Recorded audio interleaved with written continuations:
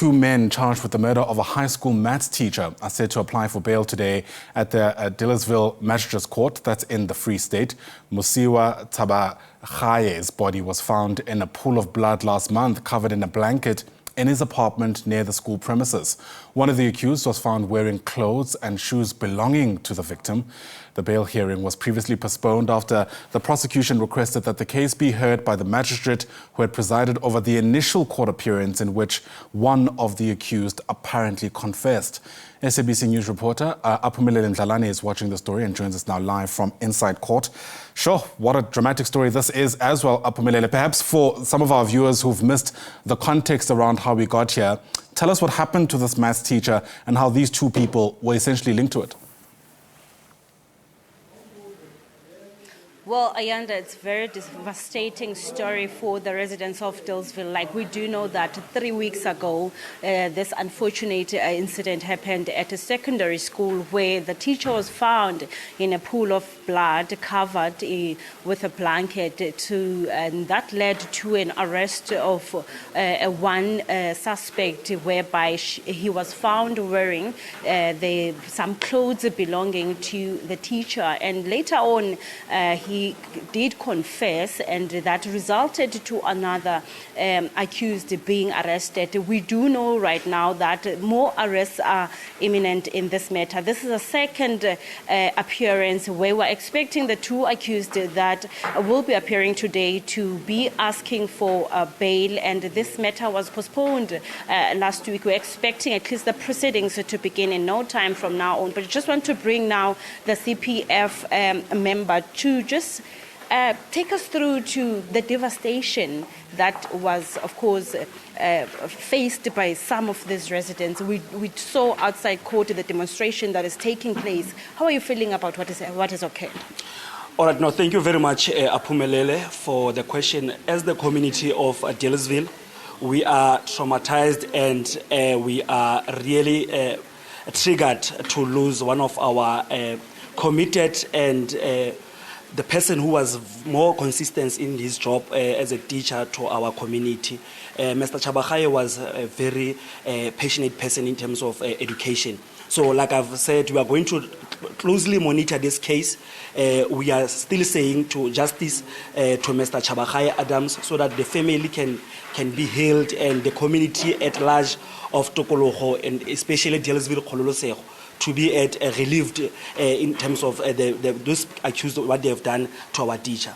Dealesville, we want a free Dealesville. There must not be a crime. It's a safer environment for everyone. We welcome everyone, but once perpetrators are trying to make our city the crime city, we are not going to allow that. So we are going to monitor this case very closely and ensure that justice is being served for the family, for the friends, and the community at large. Would you say residents do feel safe after the incident? And you mentioned the issue of resources. You're saying that if police were to be resourced, this unfortunate incident wouldn't have happened. Yes, as the CPF, we are still calling upon the provincial and the district level to bring more resources. We have raised this matter, but none of them, they have came. We have made the Honorable MEC Ntate Jabu Mbalula aware about that.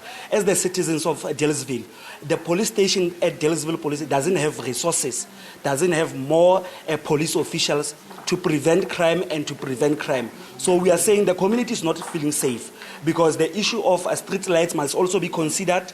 The issue of response immediate in terms from the subs must also be considered. So we are still calling the leadership to come down, to feel what we are feeling. So we are not apologetic about it. We want resources to be brought in this station of Dealesville. We are not going to allow people telling us that there is a smaller population, so there must not be more resources. There must not be police officials. We are saying that the crime, the Dealesville has attracted more criminals. Now they are dealing with issues of crime here. So we are saying the police and the provincial commissioner must come down.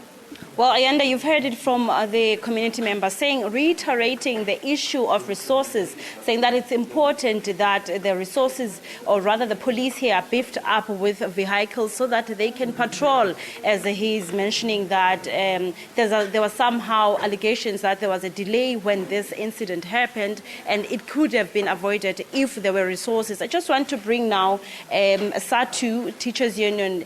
Thank you, Doctor, for your time. Tell us how you feel as teachers, as residents of Dealesville. He was a maths teacher. He has been described as one of the people that were humble and were very dedicated to their work.